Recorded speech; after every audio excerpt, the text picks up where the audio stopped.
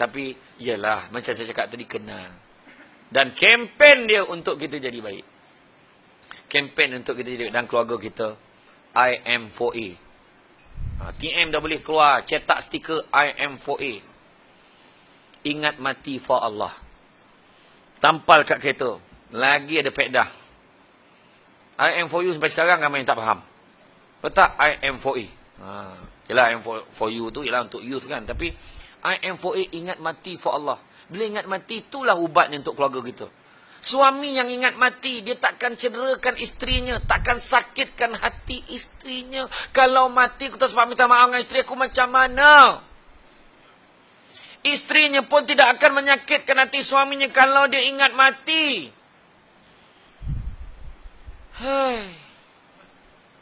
Iyo, dalam menurut kajian, lelaki akan mati dulu daripada perempuan. Betul. Kalau apa yang suami nak tu, setuju je. Yelah, contoh makan. Kita dah masak macam-macam. Dia nak telur dadah. Mampu kan orang lelaki memang macam tu. Mesti tanya kan? Telur dadah tak ada. Abang nak telur sekejap Abang dulu. Saya goreng sekejap. Kejap je lah. Sekejap je, seminit. Saya makan sama lah. Tak apa, abang tanya je. Tak apa, sekejap. Sayang, apa nilai abang makan kalau saya tak ada? Abang... Yelah saya duduk. Kan macam tu. Aku kalau berlakon dahsyat betul kan. Kan? Yelah. Ini tak. Telur dadah tak ada ke macam-macam binatang masak dah. Tolo. Dah la ilaha illallahu akbar. Apa yang susah sangat goreng telur? Tu sebab mak kita kan. Perasan tak? Mak kita. Kasih sayang dia. Perasan tak? Ramai mungkin, cuba perhatikan betul-betul. Mak kita goreng telur dadah dengan orang rumah kita goreng telur dadah. Beza tu. Kita sampai rumah mak kita, soalan pertama mak tanya, dah makan belum? Mak kita tu, dah makan belum? Anak mak mentua, nak makan ke? Beza tu, dah makan belum? Nak makan ke? Bila kita cakap, dah makan dah tadi sikit mak. Kejap, dah makan sikit, mak kita tangkap je word sikit, langsung ke dapur, dia goreng. Telur dadah pakai 2 biji, kambang macam pizza. Kalau orang tu goreng telur dadah tak ikhlas, pakai 5 biji, kompot telur. Tu tak kompot, kecil. Ikhlas masak dengan penuh kasih sayang. Bayangkan suami kita kalau mati esok, macam mana masakan kita hari ni katnya. Tapi janganlah sampai meraung masak. Kau ni kenapa? Takut abang dah tak ada esok. Langsung tak makan orang tu itu. Kan? Iya. Ingat mati for Allah. Sebab apa? Yang pertama, kalau orang tu ingat mati, apa dia Allah Ta'ala akan bagi dia? Yang pertama, dia tidak akan melengah-lengahkan taubatnya. Sebab dia tahu bila-bila boleh mati. Berapa ramai sahabat-sahabat kita yang kita rasakan, baru jumpa gitu, dah meninggal. Betul tak? Dekat KL, dekat Jalan Imbi, seorang driver bas umur 74 tahun.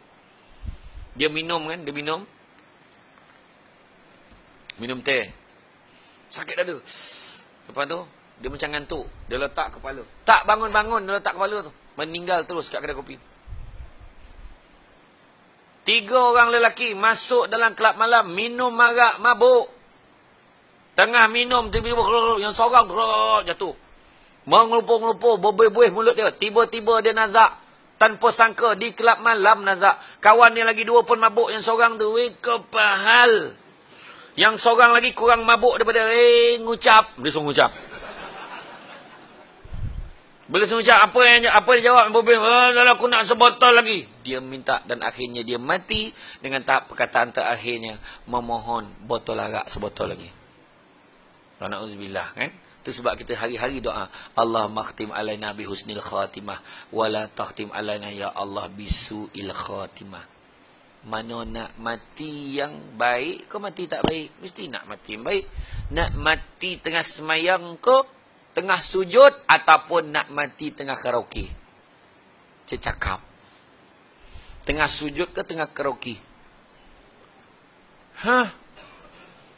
Tahu tak apa, semua nak mati tengah sujud.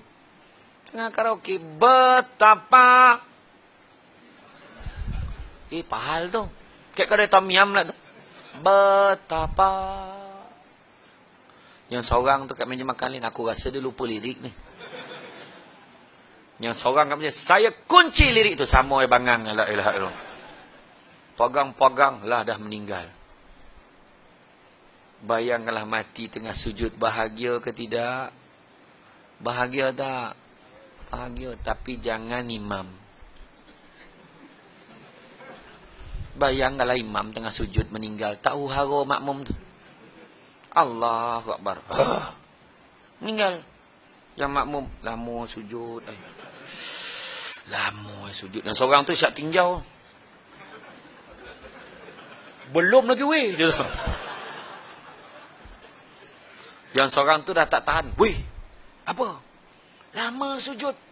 Weh, dalam semayang tak boleh cakap. Yang seorang, si baik aku tak cakap. Dah batal dah semayang. Usik-usik imam meninggal tengah sujud. Ya Allah. Kan ada seorang kat Bangi meninggal tengah semayang. Bukan pencen mufti, pejabat mufti, bukan pencen pejabat agama, mencen postman. Kenapa hidup dia tak lekang daripada Al-Quran? Dekat rumah, kat ruang tamu baca Quran, dalam bilik baca Quran, dekat mana-mana pun dia bawa Quran. Itu sebabnya kita minta yang terbaik. Pertama, kita tidak akan melengah-lengahkan taubat kita. Yang kedua, kita akan rajin beramal ibadah. Dengan keluarga kita beramal ibadah banyak-banyak. Berzikir banyak-banyak. Ada rezeki, jom kita pergi Mekah, buat umrah ramai-ramai. Sekarang ni boleh buat pula sistem kumpul duit, sikit-sikit dah cukup, boleh pergi. Ada juga. Yang penting nak pergi, ada niat dah nak pergi, pergilah. Dan kemudian yang ketiga, Allah Ta'ala akan bagi pada orang ingat mati ini, selain daripada yang pertama tadi tidak akan melengahkan taubat, rajin beramal ibadah. Dan yang ketiga, dia akan mensyukuri segala nikmat yang diberikan oleh Allah kepadanya.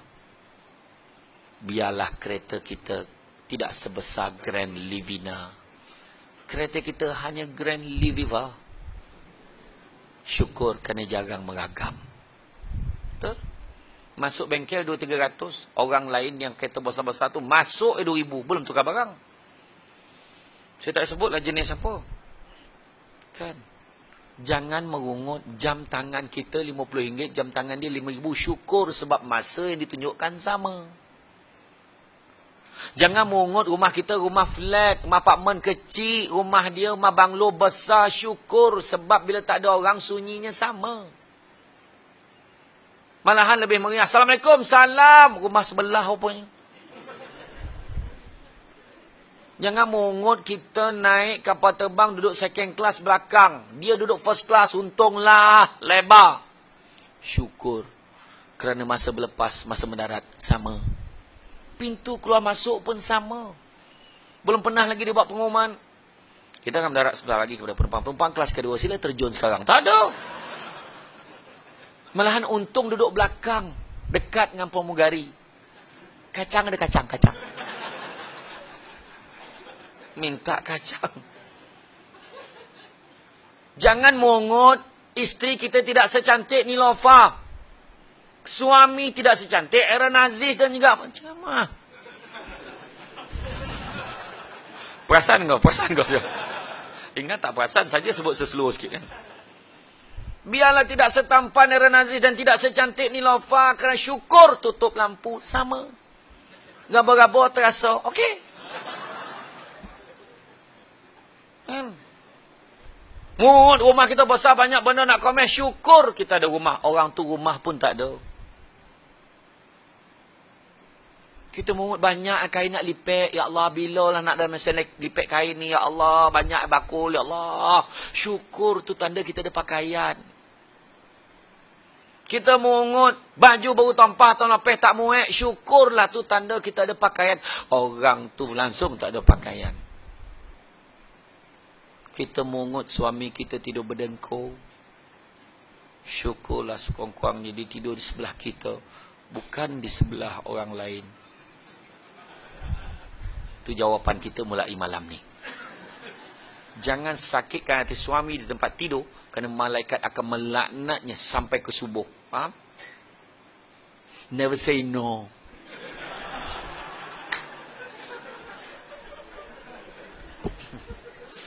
Nakal sangat muka aku buat macam tu. Kadang-kadang dia cakap, abang tolonglah, pusing. Allah, tak boleh tidur lah. La ilaha illallah.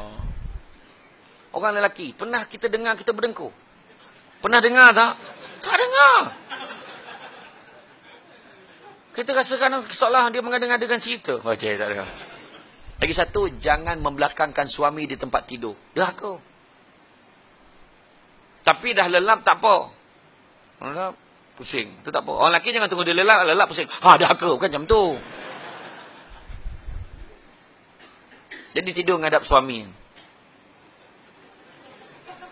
Melainkan permintaan khas suami. Kau tolonglah, pusing. Aku tak boleh tidur tengok muka kau. Macam mana nak tidur? Gamut kau, bang. Pakai nak bodak sajuk, bertepek macam mana lah. Suami baru nak lalap. Ya Allah, terperanyat. Kau pusing lah, pusing. Orang lelaki nak tidur senang kan. Dia letak kepala langsung hilang. Kadang orang perempuan baru nak cakap lalu, dah tidur. Orang perempuan ni yang susah nak tidur. Prosedur macam-macam. Minum air lalu. Tertopok. Tonyoh. Lah, pakai toner lah macam-macam. Toner ink pakai. Habis. Lepas tu makanlah ubek lawak. Ngap. Lepas sebulan muka macam tu juga. Lepas tu tak boleh tidur. Terkabil. Bila terkabil tu, tiba-tiba bercahaya wajah dia. Sebab tengok handphone ke sebab iman dah. Lepas tu baru nak lalap.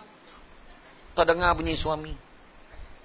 Ada yang berdongkur bunyi sombong kapal.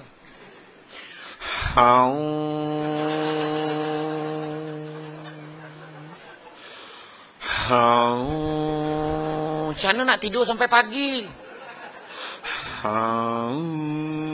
Besok tu bini tanya, bang malam tadi berapa banyak pelabuhan singgah? Ada yang bunyi vibrate handphone. Tu boleh kelema lah. Nampak? Dia galak awal. Tu bahan yang paling banyak bunyi macam tu.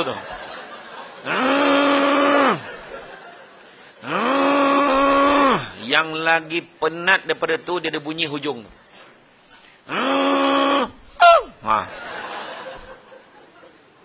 Yang lagi penat, dia cakap bahasa Rusia.